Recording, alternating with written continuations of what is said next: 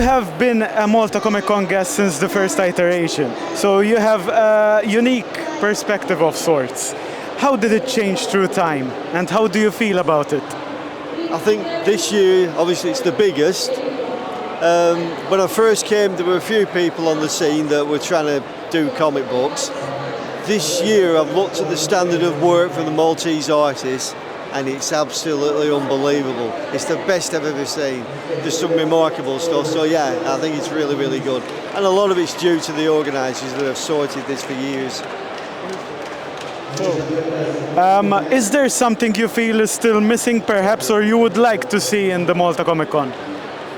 I can't really think of anything, you know. The only thing I'd like to see is these guys importing what they do here back home. Amazing. So, are there any upcoming projects that you're working on that you are excited and can share any information about?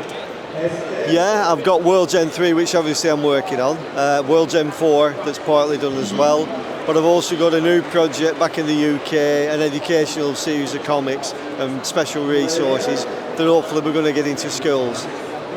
That's very nice. One last question. What is your main source of inspiration on your work? On my work, I think it's just life. Certainly now.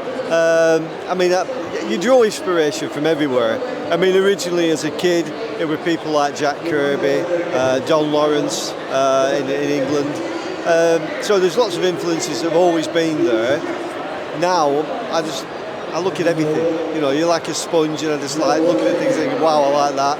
And I try to utilise some of the things in the stories. Perfect. It's been a pleasure, Tim, as always.